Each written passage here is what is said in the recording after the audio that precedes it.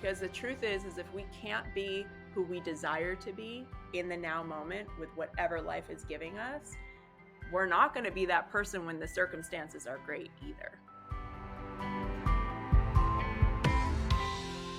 Welcome to the I Heart My Life show, Alexi. I'm super excited to have you here today. And I know I say that every episode, but I really feel that with you because I've admired you for so many years. And I just feel like you and Preston, your husband, have so much wisdom in so many different areas. And I'm just thrilled for this conversation and being able to bring it to our community.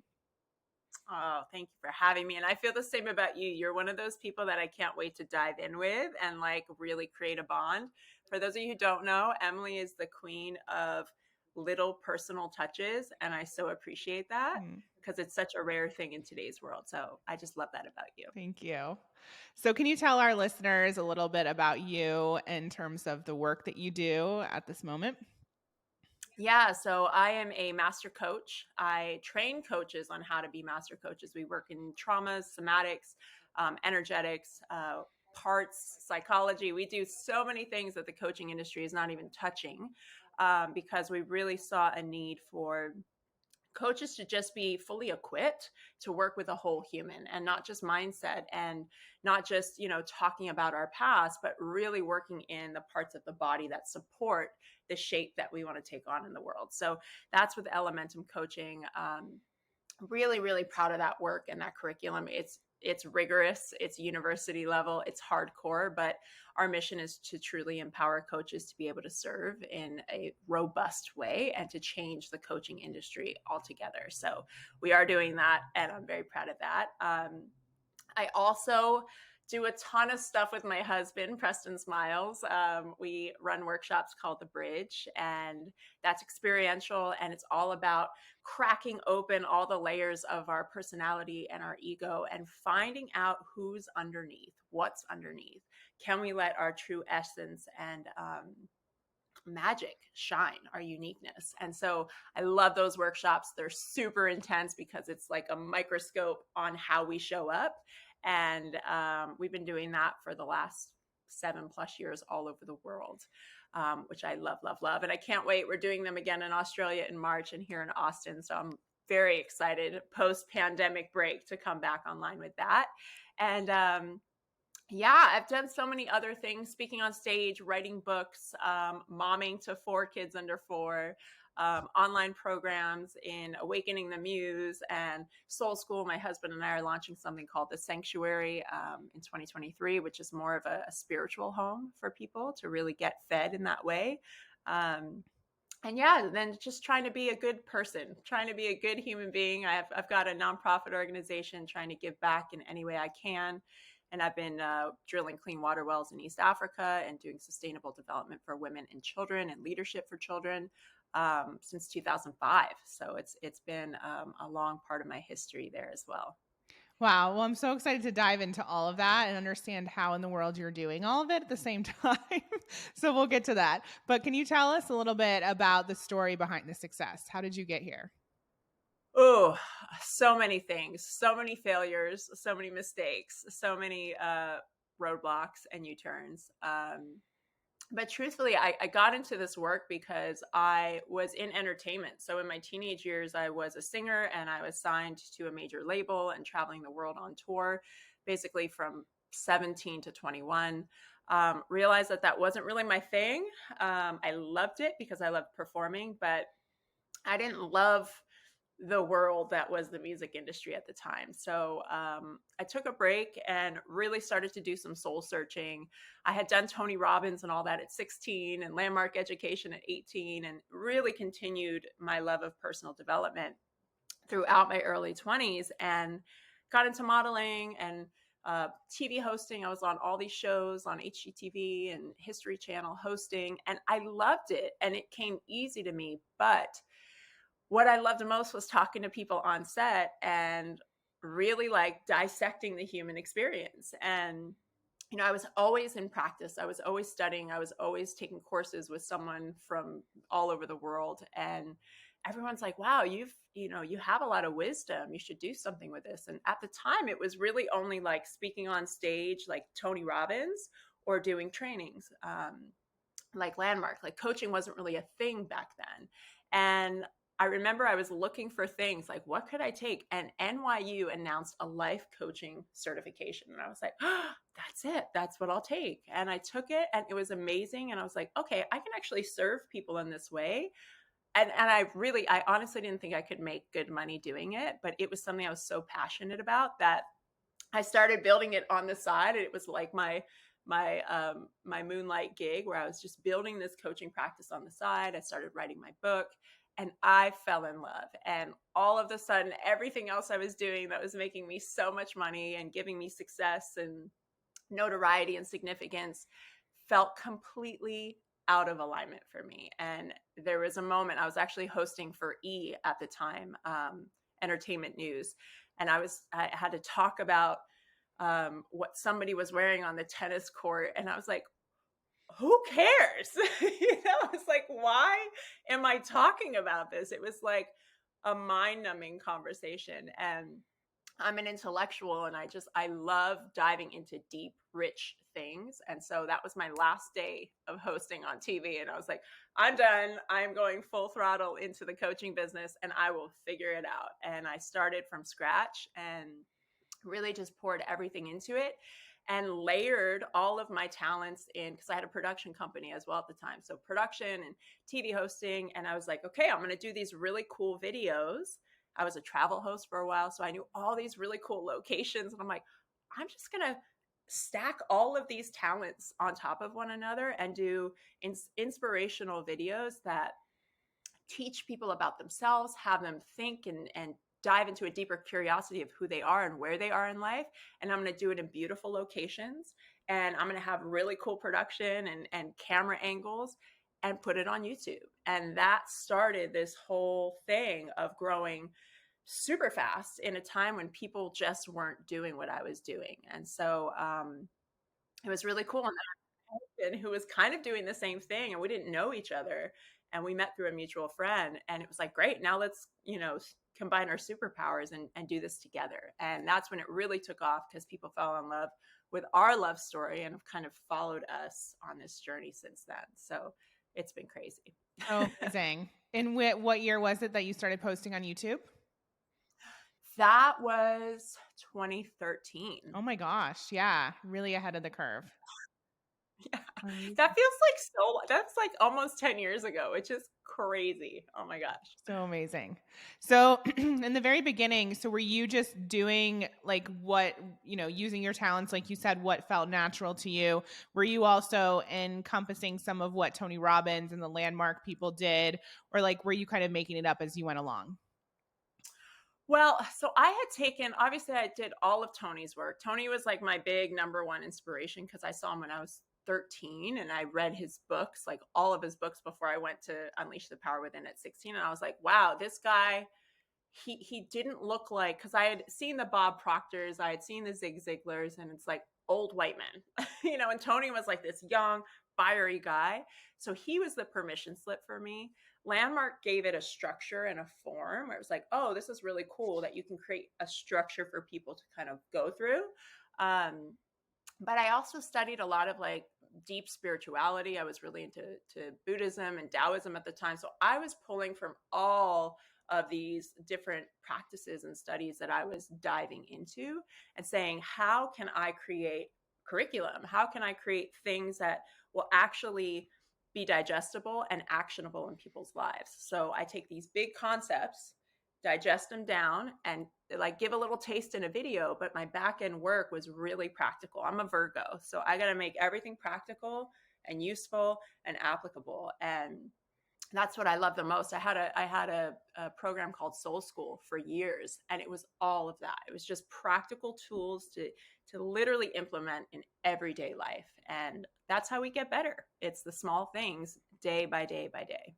Totally. And I really resonate with your story in terms of just realizing that the thing you were doing, even though it was making money, it was not lighting you up. And, I've experienced that in my own life. And you get to a point where you don't even care about the money anymore because you have to be fulfilled by what you're doing. And that ends up being the motivator.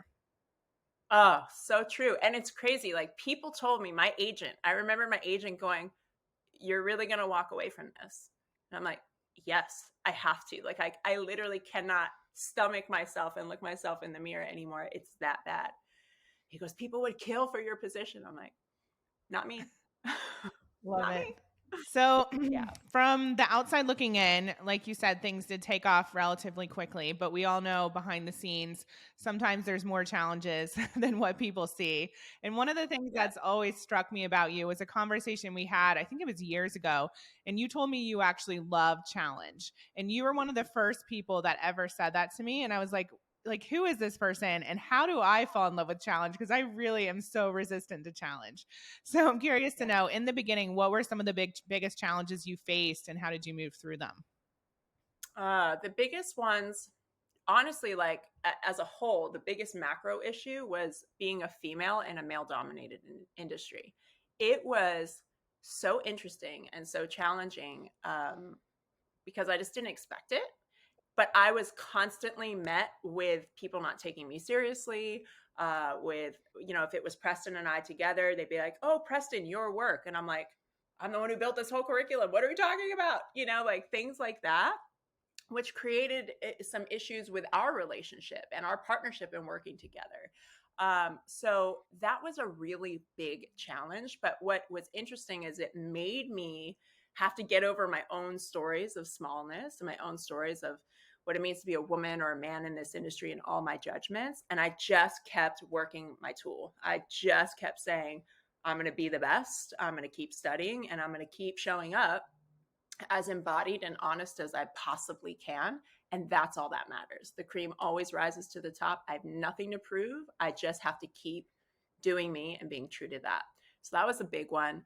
The relationship stuff and like working with Preston and continuing to like love each other and be connected in that way was a huge challenge. We have since nailed that. We work really well together, but I would say it took a good 2 years of figuring out how to put two type A people next to each other. Like, how do we do this and honor each other's gifts and not feel competitive and not feel like somebody's trying to one up the other person? And that took some time. It took a lot of time, but it made us better. And that's an area right now, since then, that we just feel so easy in because we did that hard work. Yeah, I want to dive into that a little bit because I think it's so interesting because oftentimes you see partnerships where, for example, in a business, one person is kind of in the spotlight, they're the visionary, the other person is like doing operations behind the scenes. But both of you, like I know Preston was also a model and out there and, the face of the thing. So Yeah. what did you have to work through specifically? And I know you mentioned even the last few years or the last period of time experiencing a rebirth of your marriage. Can you speak to Yeah. some of the specifics of that? Yeah. So personally, with me, Preston he's a Leo. So I don't know if any of you follow, the horoscopes. I used to not think anything about it, but now I'm like, maybe there's some truth to this. But he's very comfortable being in the spotlight and being on stage and speaking and taking up space like that. Zero issues for him with that. For me, I'm a little more reserved and insular, so it takes work for me to come out of my shell to come teach or speak. Um, I don't actually love it, that aspect of it, but I love teaching, so I do the thing that'll get me to teach. So that was a big aspect for me that I had to bump up against the edge of him feeling so easy to just take up that space.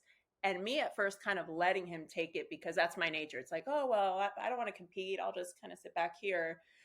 But recognizing like I have a space to take up as well. And how do I do that in a way that honors my light and my gift and my teaching without trying to step on him, or make him feel like I'm trying to dim his light? So that was that. But what's interesting in this last year, we've had monumental success in our businesses. We've added more businesses like real estate development and investments, and I mean, so many things.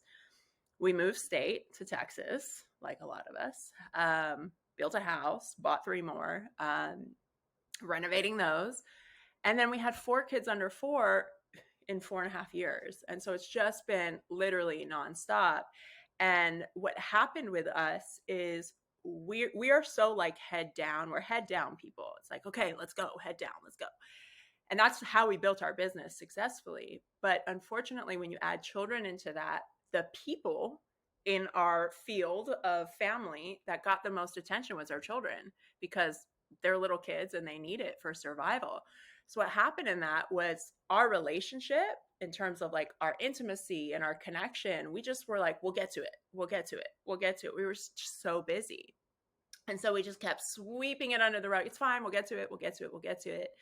And after the birth of my last son, Cassius, it all came to like a like, oh, we got to look under this rug because there's a mountain now under there.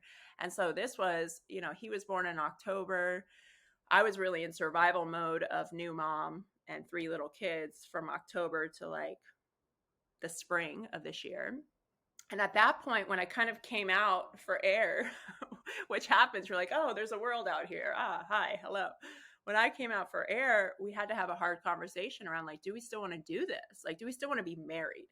Because we work really well together. We parent really well together. We're best friends. We could do this really easily not married. And that was a hard conversation, because in that conversation, we had to talk about all the needs that weren't getting met, all the things and like resentments we've been holding on to, the patterns that we've gotten into in terms of our dynamic, and like what's not working anymore and what's unacceptable for us. And he's 43 and I'll be turning 40 this next year. And so we're both in that stage of life too, where it's like, do we want to do like more years like this? Or do we want to like say we want more? And we both wanted more. And so we had to really look at it. It's like, do we want more together? And do we want to do the hard work together? Or do we want to just like part ways and say, hey, this has been great, and we'll continue doing all the things, but just not in marriage? And so it was just like, I mean, death and rebirth, death and rebirth, death and rebirth with every conversation we had, because we had to both really take a hard look in the mirror and go, oh, I see what I've been doing. Oh, I see what I haven't been willing to do. Oh, I get what you need. Okay, well, do I want to give you that? And it's challenging. We've got 10 years under our belt together and built an entire ecosystem together to look honestly, and we were close to walking away, but to honestly look and go, actually, we actually still choose this, and we choose each other, and it's going to be hard work, and let's go. It's the challenger in both of us. Like, we like a challenge. We like to sink our teeth into stuff. And we said, you know what? Wherever we go, there we are. If we don't work on the issues that are showing up in each of us in this partnership, it'll show up in the next one. So we might as well go to work on this, because we still love each other, but we were just so disconnected. Now, flash forward, what are we in October? No, oh my God, December. I'm like, what are we in October? No, it's December. That just goes to show how crazy life has been. It's December. So we're about, 7 to 8 months into these hard conversations. We're closer than we've ever been. Our connection is better than it's ever been. Our creative life force is back in a way that hasn't been in a long time, where we're just so inspired to create together. Our sexual intimacy is so much deeper. It's just incredible how we can go from almost wanting to get a divorce 8 months ago to like the best we've literally ever been, like ever in our entire relationship, even from, the beginning honeymoon stage. So I'm inspired to talk about this, because I feel like there's so many people, especially people that are kind of public in whatever way, that we don't hear the struggles behind the scenes, especially in our industry. Everyone's, not that they play perfect, but we just don't talk about it. There's a lot of shame that comes around relational issues. But the truth is, I mean, I'm a coach. We work with so many couples, especially powerful couples, that are navigating something. Every couple we know is navigating something. And I think we're at a time where we have to start putting a voice to that, so that the shame can lessen and we can all start to feel a little less alone and go, oh, okay, it's normal. It's normal that human beings in relationship, deep intimacy, are going to navigate some challenges. How do I choose to do that? And so Preston and I are kind of on this brigade to normalize these conversations and humanize the relational process. Thank you so much for sharing that so openly. And I agree, it's going to help so many people feel less alone and like they're doing something wrong. And I don't believe in regrets. I don't believe in wishing things were different. But I'm curious to know if, looking back, like you mentioned, sweeping things under the rug, what would you recommend in the busyness of life that a couple do differently, or are there ways that you've now learned that you could have applied to that situation to stay more connected?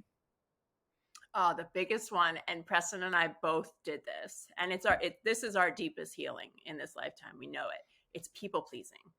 It's we both wanted to like make each other happy.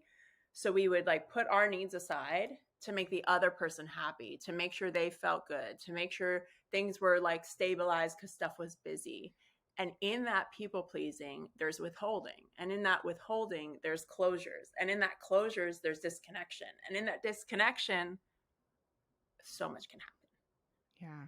Right. And so it sounds like such a simple thing. And we talk about it kind of from a theoretical standpoint all the time on Instagram, like people pleasing, stop people pleasing. But it's so nuanced and it's so insidious. And Preston and I both grew up in households where that was a part of our survival strategy. So our nervous system, that's how we're patterned, is like, how can I make sure everyone feels good so that I'm safe? And so, of course, that's going to show up in our primary attachment, which is our marriage. And it just created so much distance. And the honest conversations that we had at that time in the spring, it was like we both met each other for the first time because we're like, oh, there you are. And it's the hard conversations, but they're so honest. And we both got to just fully be ourselves. And it was like a giant exhale. And it was like, okay, this is what we're working with now. Like now we can actually do something real because we have what's really here. And it's not like these platitudes or Yeah. false pleasing mechanisms that are there. So good. Yeah, James and I were chatting about this on a podcast recently. This element of like marriage being about compromise, and I think that that's such. I don't agree with that because it doesn't make sense to me. Like your whole marriage is about putting somebody else first. Like you said, that's not going to lead to anything positive. You're not even going to really know your spouse. It just makes no sense. And so we've talked about that a lot over the years. And luckily we've worked with some amazing coaches who ultimately, like, our couples coaching has actually been personal coaching, because Yep. two whole individuals coming to the relationship. So I love everything you're saying. Yeah, it's so good. And that's the other thing too. Like P and I always had coaches along the way because we believe in it. Obviously, we're in this industry, but um, your coach or your therapist can only take you as far as you're willing to be honest with yourself, and that's the thing, right? Life gets busy, especially when you have kids. There's a whole other level of busyness and craziness and focus that your brain just goes to. But you have to make yourself a priority in the sense of tuning into your inner world and asking the hard questions for yourself. Like, does this feel in alignment? If it doesn't, what needs to shift? Okay, what conversations do I need to have? What work do I need to do on myself? And that's really what I got. Like, the choice to stay in this relationship was not for the kids. It wasn't for Preston. It was really for me because I'm like, oh, what I'm going to get out of working through this is I'm going to get to learn how to love, like truly love better, to give love better and to receive love better. And yeah, that's what I want in this lifetime. And so it felt like a really strong choice to make because it felt really healing to make that choice. And a lot of my friends were like, man, I would have just walked away because there's just so much work that has to be done. But the work is what's going to work me into who I desire to be in this life. And I'm really excited about that. Again, it's the challenge, right? I love, Yeah. I love the challenge. And I think, again, even in just in 8 months, the transformation I've seen in myself and the transformation I've seen between us, it's phenomenal. And I'm so excited to see what else is to come. I feel like our best years are ahead of us and we've got a whole new marriage to explore. Oh, that's amazing. Yeah, and I'm Yeah, struck by the speed at which you guys do things, not just for kids under 4.5, but that was even fast. thinking about, we were in a program together not that long ago. You guys were in LA. I don't think I mean, I know you invested in property at a young age, but I believe, correct me if I'm wrong, your the house you're in now was one of the first investments in Austin. And like you said, now you have multiple, and now you have multiple businesses, you have all these projects. So like, what is the secret sauce here? Because I know people are listening and they're like, wow, that's so much growth in a short amount of time. Like how is this even happening? Is there anything Mm. you can share with us that would explain that progression and that rapidness at which you guys are achieving these amazing milestones? Oh, that's a great question. I think in the most simple term, it would be intention and alignment. So I think about, I'm going to credit Tony for this. Tony Robbins said in his book that I read, his very first book I read, Net, no extra time. And he talked about like utilizing all your time with such intention and clarity. And I took that on at a really young age. I ended up graduating high school early. I've got the overachiever in me because of that. Like that really landed with me. It's like, man, we all have the same 24 hours in a day. Am I using my time intentionally? Even if I'm going for a walk, even if I'm watching TV, like, am I intentionally relaxing, or am I just like, doing something out of habit? And that intentional time has allowed me to create so much and learn so much and grow so much, because I truly do take every hour of my day so seriously. Um, Even my sleep, because postpartum with a little one, all of my kids are not great sleepers. So thank you, universe, for teaching Wow. me patience. Because I literally, the first year of all four kids, I maybe slept straight an hour and a half straight, where I'm up every 60 to 90 minutes, 30 minutes, like up, getting a baby back to sleep, doing the thing, feeding them. And someone could go crazy with that. Sleep deprivation is torture, for a lot of people. But what I did in that time was I was so intentional. It's like I woke up, I took a breath, and it's like, I'm so blessed that I'm able to care for my child in this moment. I'm so blessed that I'm able to give love and comfort and regulate their nervous system. I'm so blessed. Like during the day when, my brain was awake, I'm listening to audiobooks. I'm learning. I'm taking courses online. I'm getting, extra certifications when I could just be sitting there scrolling on Instagram. And so I think intention is so huge, but the second piece is alignment. In when you feel called to do something, it's not your calling. It's not a calling that you create and say, oh, this would be really fun, or this would be X, Y, and Z. It's something that taps you on the shoulder and asks for you to shepherd it into the world. And I fully believe, in my own spiritual connection, that source is always wanting to speak through us. And the question is, am I a yes to it, or am I getting in the way and blocking that voice because of my ideas? And so the more I get really fine tuned with my energy and my intention, the more I'm turning up my listening for that voice. And I'm just saying yes. Like I just did this Awaken the Muse program, and it's a quick 4-week container, but it was a full tap on the shoulder. It was like, I don't have time. This is like the worst time to do it. I don't want to market anything. I don't want to but it was you got to do this. And so my friend Emily and I were like, okay, let's just do it. Let's make it really simple in terms of how we talk about it. We got the perfect amount of women in. It was the most incredible 4 weeks, not just for our students, but for us as the guides. Like we got so much from it. And it was just a remembrance of when you get asked from spirit to do something, just say yes. And the more you say yes to those things, the more the world moves out of the way and the less effort it takes. And I think earlier on in my career, I was efforting a lot because Alexi ego, had a lot of ideas that I wanted to get into the world to try and prove something, or to try and gain significance or financial success or whatever. And there's just so much less efforting, not less work, but less efforting. And then the work that it takes feels so good, because it's like it's like, okay, yes, I'm doing this for something bigger than myself. I don't know what it is yet, but I'm a yes to it. And for the people listening who don't know how to differentiate between ego and spirit, what advice do you have? So for me, ego's always trying to prove something or to be safe.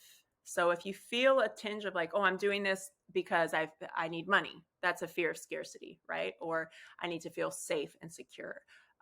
Or I'm doing this because I want the laptop lifestyle, and I leave the 9 to 5 and have my own schedule, the freedom lifestyle. Okay, well, what are you running away from, or what are you trying to prove to yourself or others? And to me, spirit, source, usually doesn't make sense. Like, it's kind of like, really? Like that's what you want me to do?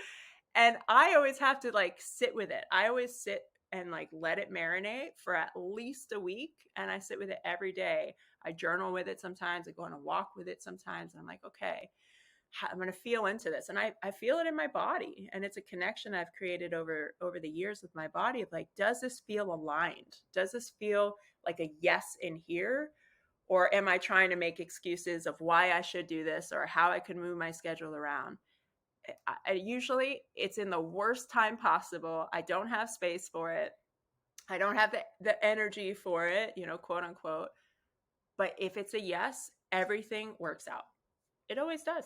It always does. And I have had enough time in the game and on the playing field of practicing that to know that it works. So I am literally like 2023 is all about coming into alignment with source and spirit, and taking out anything that has been a creation from the ego. Mm, I love that. But what would you say to somebody who's like, yes, that's all great, but I need to make money. I need to support my family. What is your reaction to that? Yes, and I'm not that person that's like, quit your job, only do what you love. Do it from a different space. If you have a job that is paying the bills and taking care of your family, I did that for 10 years. I worked in the television and entertainment industry, and I did not like it. I didn't like it. But what I did was I practiced showing up in a way that I loved. I wanted to be proud of who I showed up as a woman, as a human being, and knowing that every single day of stepping into a situation that could be challenging or maybe not feeling aligned in that situation, but can I be in alignment with who I am within that circumstance? And that to me, that was the work. That was the work that didn't look like the work that I did every single day on set for 10 years as I was practicing to build my business. Because the truth is if we can't be who we desire to be in the now moment with whatever life is giving us, we're not going to be that person when the circumstances are great either. Like to me, the pressure cooker where life is not handing us everything we want on a silver platter, where our job may not look like what it looks like, where our relationship may not be where we want it to be, our body, et cetera, et cetera, et cetera. That's the time when you get to practice being and showing up as who you desire to be and show up as. Mm, That's it. yeah. Yeah, I often ask myself, if whatever the situation is, like you just described, if this was different, how would I be showing up? And that helps me tap into that next level version of me. Because, like you said, if you can't do it in those moments, you can't expect to do it later on either.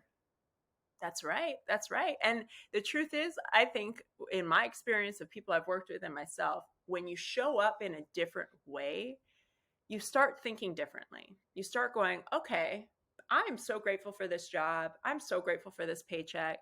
I am going to love up on all these people I serve in my work, and I'm going to create a plan, because there's a part of me now that's activated and excited and turned on to be in a different place. So I'm going to be here fully, but I'm also going to utilize my time and energy with deep intention to create what else would excite me.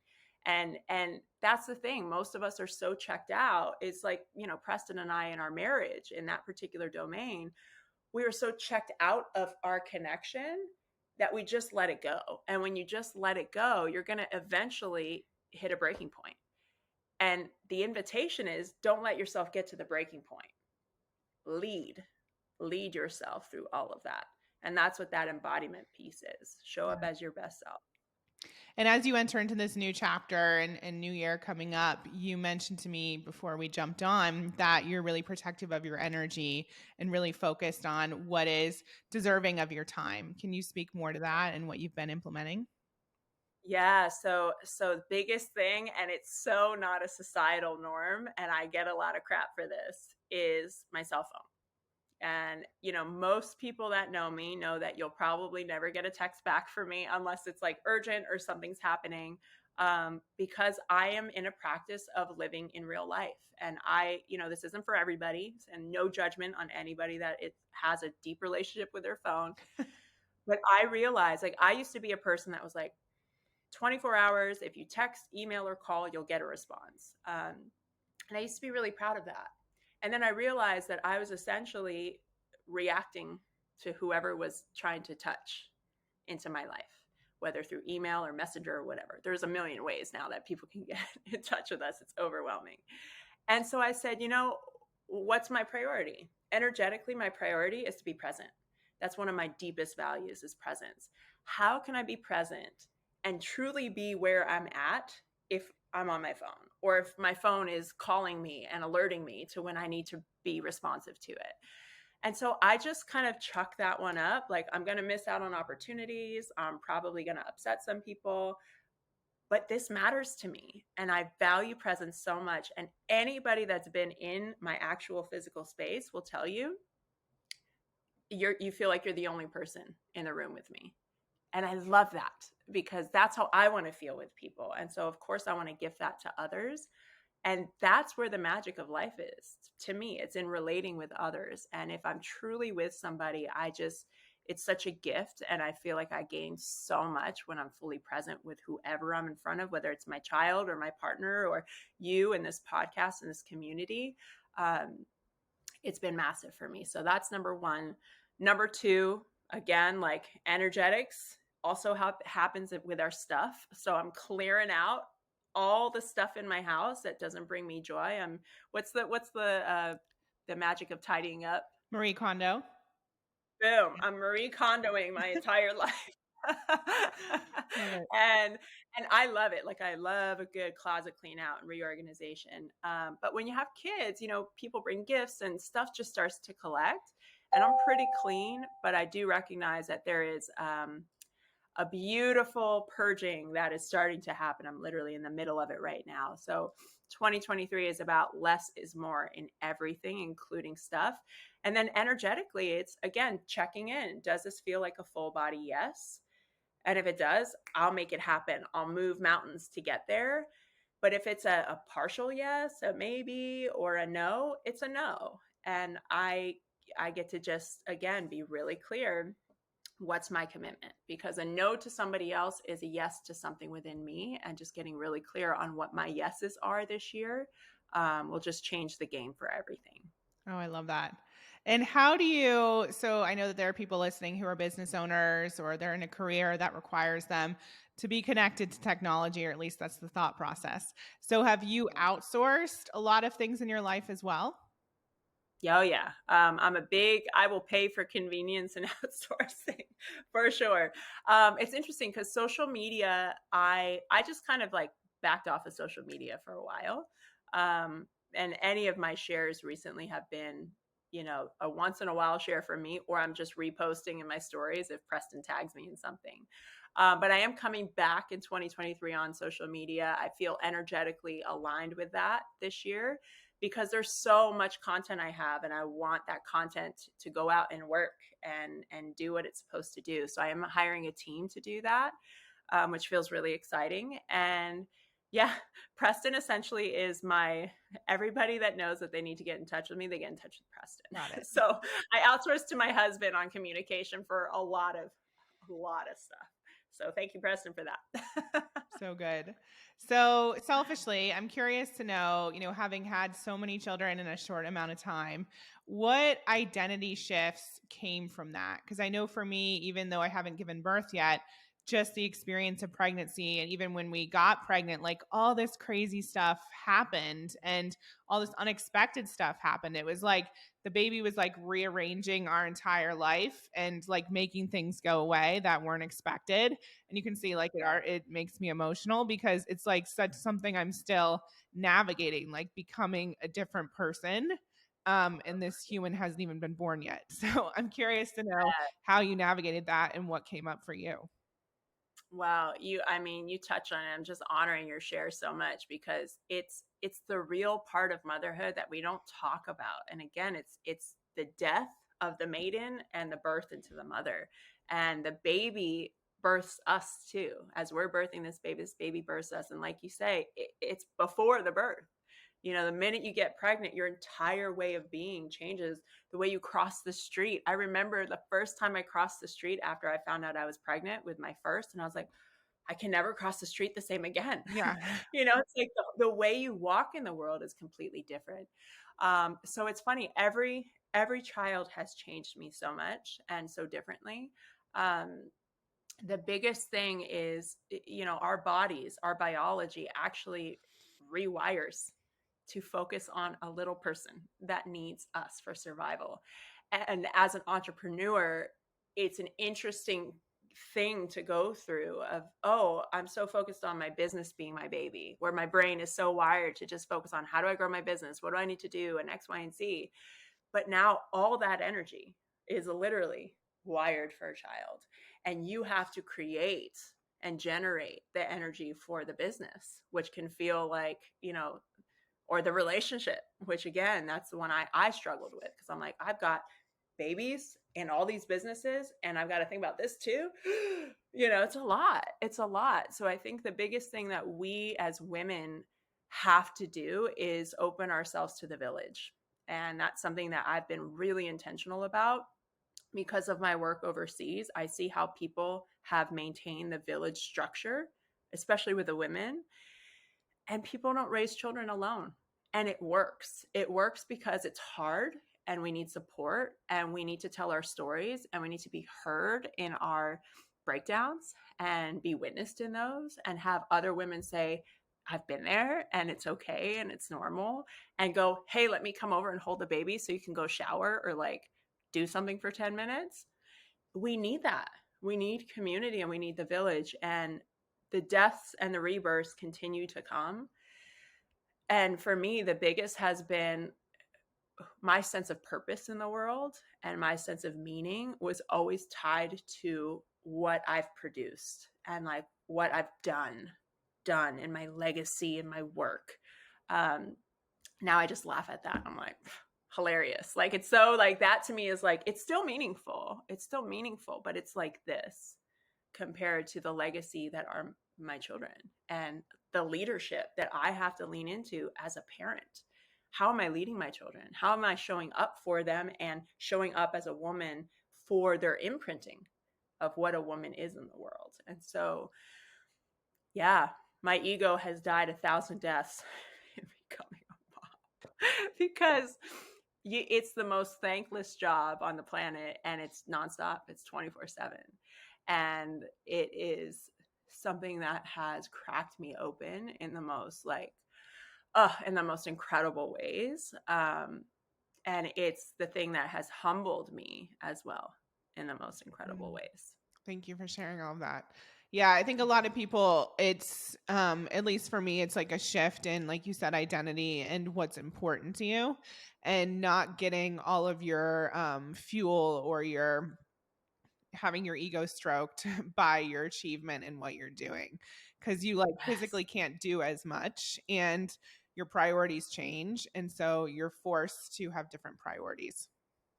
Yeah. And the world doesn't look at motherhood and go, oh my gosh, this is great. They're not on like, so, you know, we don't get celebrated. We don't get paid for this, right? But it is the hardest job on the planet, hands down. Single mamas, I'm just like, I don't know how. I don't know how. Hardest job on the planet, most rigorous job on the planet, most demanding job on the planet. And it's thankless. You're not getting paid, and nobody's going like, yay, you're doing a great job. So you really have to like fortify yourself to know and remind yourself, like, I'm doing a great job. This little human depends on me. I am here for them. And like, that is the thanks that we get, is that we get to usher in and shepherd in a life. Wow. So amazing. So I'm curious to know, you mentioned next year you're excited about maintaining this level of energy and focusing on the things that are in alignment. What else do you have coming up down the pipeline that you're excited about? Yeah, so we've got Sanctuary, which is launching January 2023, and that is our spiritual community. It's essentially where A spiritual community meets life coaching because we are very actionable, but we're diving into all the wisdom traditions and offering philosophical curiosities for us to really enrich and expand our lives. And we'll offer Q&A and coaching within that as well. But it's going to be a family. Preston and I have always dreamed about starting our version of Agape, which is a very non-denominational church, which is something that, we love spirituality. It's such a deep part of our life. And we realize that we've been resisting it for years because of the commitment. And we're like, oh, every week, wow, that seems like a lot. I don't know if we want that.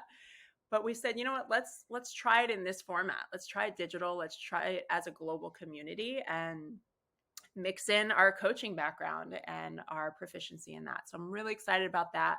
Bridge is coming back online, which I'm so excited about. It's my favorite work to do because we just can't hide in a room. And the work that we do is somatic. So the body doesn't lie. Like, we can have all the right things to say, but we read bodies and we go off our body's diagnostic. So we have a lot of work to do when we look at the structure of who we show up as. So excited for that.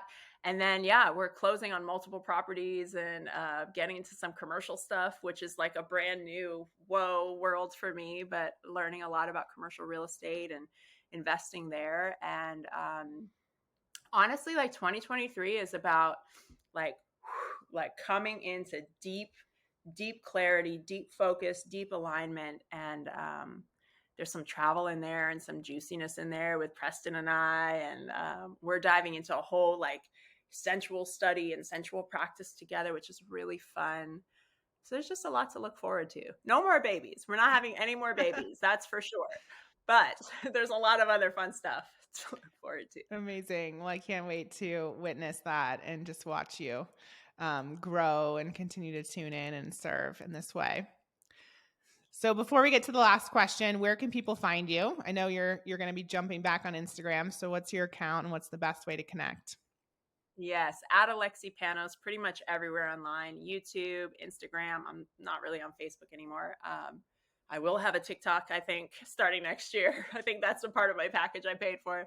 But yeah, at Alexi Panos, you can find everything there. My podcast is called Unleashed. That's coming back out in January as well. So look for that too. Great conversations.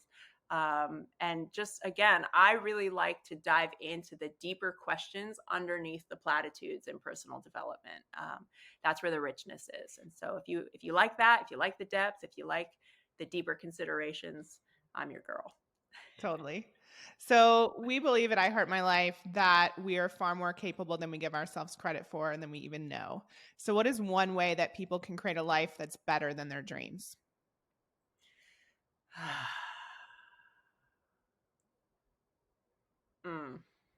Perception. Perception. It's so simple, but it's the thing that it's been opening up so much for me. It's how we look at everything, because most of us are just looking at things the way we've always looked at them, through our lens of what's possible. And that's all based on our lens of what happened in the past. But if you shift your perception by shifting your environments, by shifting your learnings and your growings, by shifting your practices, because we're always practicing something, the question is, what are you in the practice of? If you shift just these small little slight things, you start to see the world slightly different. And that slight difference, it's like that the golf ball, right? It's like a centimeter off, and it can go straight or it can go all the way to the right. The small, minute details that we write off and say are unimportant because we're looking for the big breakthroughs and the big life moments, those aren't the ones. It's the stuff in between. It's how you show up to do your chores around the house. It's how you show up to the argument with your partner.